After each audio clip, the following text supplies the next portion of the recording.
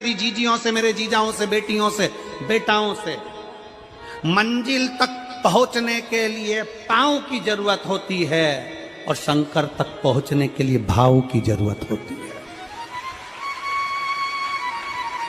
मंजिल तक पहुंचना है तो पांव की जरूरत होगी और शंकर तक पहुंचना है, शिव तक पहुंचना है, शंकर से कुछ प्राप्त करना है, झोली पसार कर अपनी झोलियों में खुशियां प्राप्त करना है तो भाव की जरूरत होती है, केवल भाव।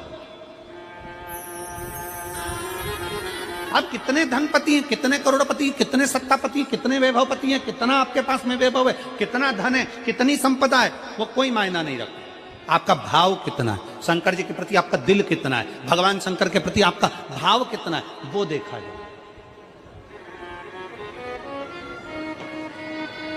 और कभी मौका लगे ना तो एक बार सीहोर कुबेरेश्वर धाम रुद्राक्ष महोत्सव में आकर देखिएगा।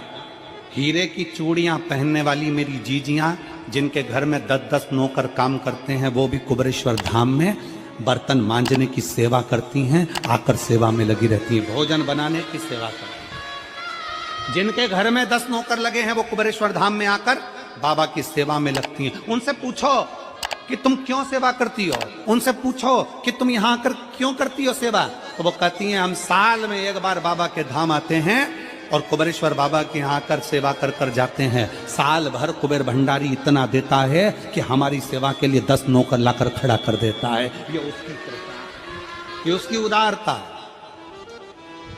ये उसकी दया। शंकर भगवान ने पूछा कौन सा रूप, तो कि जो मैं बचपन में भजती थी, जो मैं बचपन में भजती थी, जिसको मैंने बचपन में दर्शन किए हैं, छोटा सा शिवलिंग, छोटा सा शिवलिंग, ठीक है, छोटा सा शिवलिंग का रूप शंकर भगवान रखने को तैयार है, ठीक है। शिवजी ने पूछा कि मुझे उठाएगा कौन। पार्वती जी मुस्कुरा कर कहती हैं सुनो भोलेनाथ, आप अगर अपने असली स्वरूप में बैठते हो ना तो दुनिया का कोई तुम्हें तिल भर नहीं हिला सकता, पर जब तुम छोटे से शिवलिंग के स्वरूप में हो जाते हो तो कोई बच्चा भी तुम्हें गोदी में ले लेता है, क्योंकि वह आपको भोला मानता है, वह आपको भोला मानता है, वह आपको भोला समझता है, सरल सहज।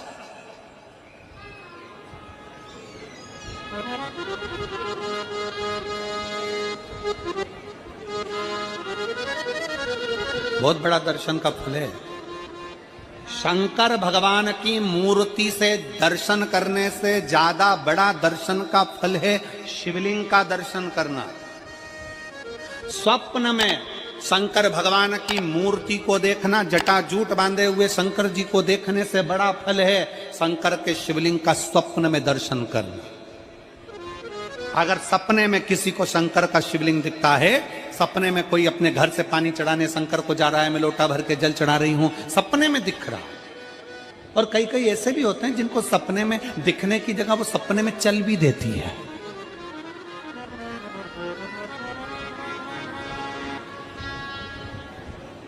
महाराष्ट्र में कथा थी तो वहां एक पत्र आया था, एक भाई ने लिखा था मेरी पत्नी से मैं बहुत परेशान हो गया हूं, उसका नाम हमें स्मरण में नहीं है, सिरपुर की कथा में वो पत्र था।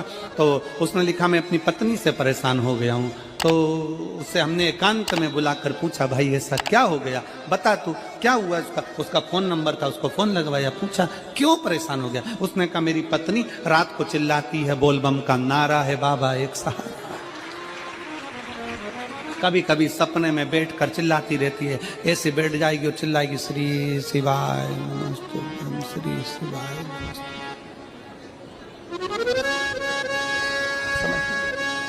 और तो और यहाँ तक तो चल जाता है गुरुजी, पर इससे आगे नहीं चल पाता है। हमने पूछा इससे आगे क्या। नींद में रसोई घर में जाना चाहिए, बाजू में बोतल रख के सोती है ना पानी पीने की, वही बाटल उठ के मेरे को शंकर जी समझ के उंडेल देती है। दिक्कत आ गई, नजदीक तक यहां तक भी चल जाएगा कि श्री शिवाय नमस्तुभ्यम जपे, और ये भी चल जाएगा कि बोल बम का नारा है और बाबा है, पर ये नहीं चलेगा कि वो पानी की बोतल ठंड में मेरे ऊपर डाल दे होंगे। ये कहां से? हमने कहा तू कल अपनी धर्म पत्नी को लेकर आना। उसकी पत्नी आई, आंखों से उसके नीर बह रहा था, जल, आंखों से जल बह रहा था। जैसे आज गाड़ी चलाकर लेकर आने वाले जो भाई थे, अब कमल जी आपने किसको भेजा था हमें नहीं मालूम, जो गाड़ी चलाकर आज लेकर आए थे हमको लेकर, उनकी आंखों में जल भरा हुआ था।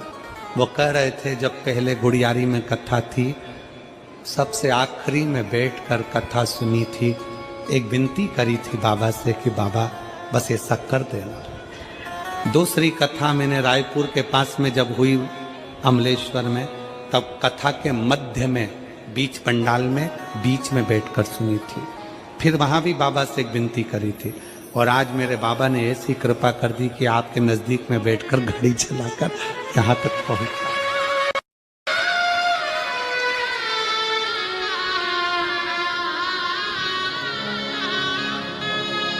शिव कृपा।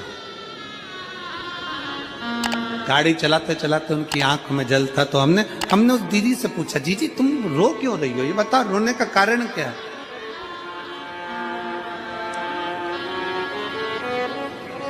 कहने लगी गुरुजी आपका इतनी नजदीक से दर्शन हो गया। हमने कहा जीजी एक बात सुन, आज बड़ी प्रसन्नता से कहते हैं कि किसी गुरु का दर्शन जब होता है तो आंखों से नीर बहता है। भगवान से प्रार्थना करना कि एक बार उसका दर्शन हो जाए तो हमारी जिंदगी उसकी हो जाए, उसका दीदार। कितनी आतुरता थी मेरे राम जी की।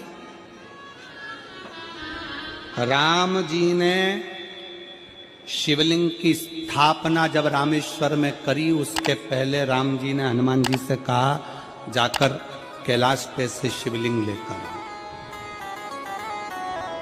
रामचरितमानस का स्मरण करिएगा, जाओ कैलाश पर से शिवलिंग लेकर आओ, मुझे यहां पर पूजन करना है। राम जी ने हनुमान को शिवलिंग लेने भेज दिया।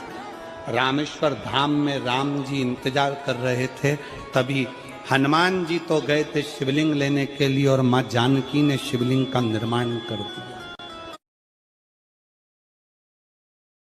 राम जी ने शिवलिंग का निर्माण कर दिया, जानकी जी ने शिवलिंग का निर्माण कर दिया। मतलब शिव जी को प्राप्त करने के लिए क्षण की भी देरी नहीं करना चाहिए। तुरंत हनुमान जी शिवलिंग लेकर आए, हनुमान जी की आंख में जल। हनुमान जी बोले प्रभु, हनुमान जी बोले नाथ मेरे को शिवलिंग लेने भेजा था और मैं शिवलिंग लेकर आया, उससे पहले आपने रामेश्वर धाम की स्थापना कर दी। अब मेरे शिवलिंग का क्या होगा जो मैं लेकर आया? राम जी मुस्कुराकर बोले, रे हनुमान, शंकर के शिवलिंग की पूजन में तो देरी करना ही नहीं चाहिए। जैसा बन जाए वैसा बना लो, जैसी पूजन हो जाए वैसी कर लो, जैसी आराधना हो जाए वैसी कर लो, तो मेरे शिवलिंग का क्या होगा? राम जी ने कहा चिंता मत करो हनुमान, इस शिवलिंग को मैं ले जाकर स्थापित करता हूं। एक शिवलिंग हनुमान जी महाराज का स्थापित करा, एक शिवलिंग सीता जी के हाथ का राम जी ने स्थापित करा। जो सीता जी के हाथ का स्थापित करा वो रामेश्वर शिवलिंग हुआ, और जो हनुमान जी के हाथ का स्थापित किया वो हनुमतेश्वर शिवलिंग हुआ, जो आज भी रामेश्वर में विराजमान। भगवान राम जी ने कहा सुनो हनुमान, जो रामेश्वर का दर्शन करने के लिए आएगा, रामेश्वर बाबा पर जल चढ़ाएगा, गंगोत्री से जल लेकर यहां पहुंचेगा, और गंगा जल जब वो रामेश्वर भगवान को चढ़ाएगा, रामेश्वर भगवान को चढ़ाया हुआ बड़े भाव से थोड़ा सा जल जब तक वो हनुमतेश्वर को नहीं चढ़ाएगा तब तक उसके 12 ज्योतिर्लिंग की यात्रा पूर्ण नहीं होगी। हनुमतेश्वर ज्योतिर्लिंग पर भी शिवलिंग का रूप धारण करे शंकर जी विराजमान। भगवान के स्वरूप से बड़ा शिवलिंग, और जितना पूजन का मौका मिल जाए, कोई कह दे ना, हमसे कोई कह दे किसी के यहाँ जाओ और कोई कह दे कि गुरुजी हमारे घर के मंदिर का दर्शन करिए, सबसे बड़ी खुशी हमारे जीवन की। ऐसा लगता है अंदर फुलझड़ियां फूट गई। उसमें भगवान शंकर का दर्शन होगा, उसमें लाडले ठाकुर का दर्शन होगा, उसमें उनकी कुल देवी का दर्शन होगा, उसमें देवता का दर्शन होगा। परिवार से मिलेंगे बाद में, पहले मिलो अंदर विराजमान शिव से।